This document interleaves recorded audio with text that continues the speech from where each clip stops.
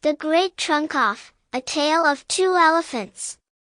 Once upon a time in the bustling savannah, there lived two elephants, Elmer and Ellie. They were best friends, but like all good friends, they loved to challenge each other. One sunny afternoon, as they were splashing around in the waterhole, Ellie squinted her eyes at Elmer and said, "You know what, Elmer? I think my trunk is longer than yours." Elmer gasped. "What? No way. My trunk is way longer. I can reach the highest branches for the juiciest leaves." Ellie smirked. "Oh yeah? Let's find out. Let's have a trunk-off." And so, it began, the first ever elephant trunk competition in the history of the savannah. The contestant's Elmer's trunk was thick and muscular, perfect for lifting heavy logs or playfully squirting water at his friends.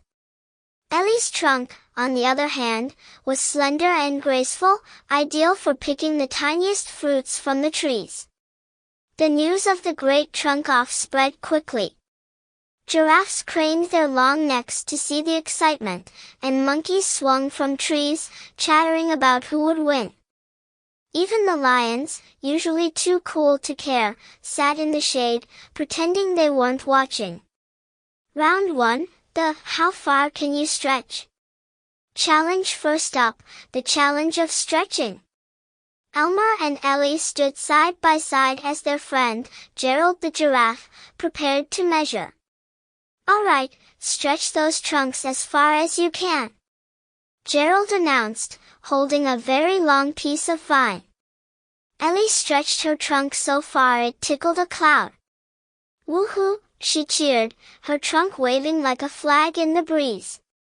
Not to be outdone, Elmer stretched his trunk until he accidentally poked a bird's nest in a tree. "Sorry," he said, as a grumpy parrot squawked and flew away.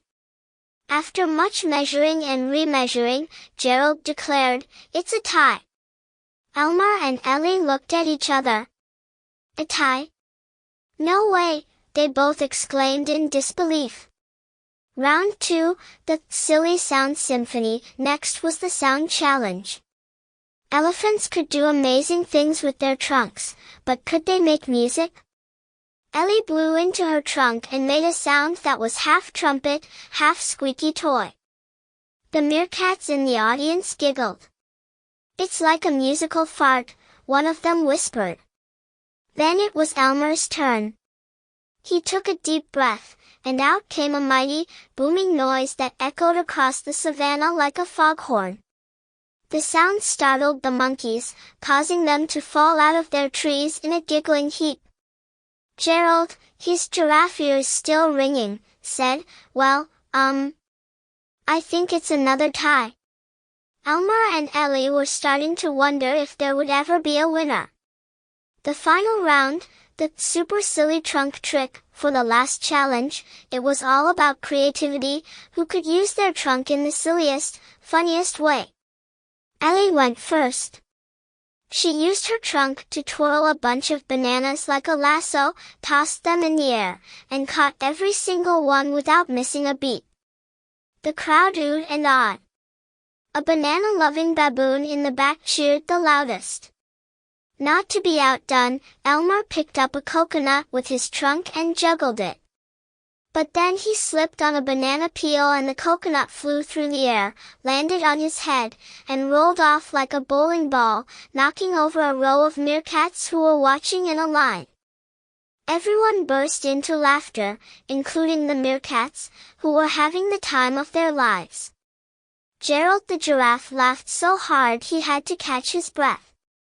I think we have another tie." The lesson learned. Elmer and Ellie sat down, exhausted from all the fun. "You know what, Ellie?" Elmer said with a grin. "Maybe it doesn't matter whose trunk is longer." Ellie smiled.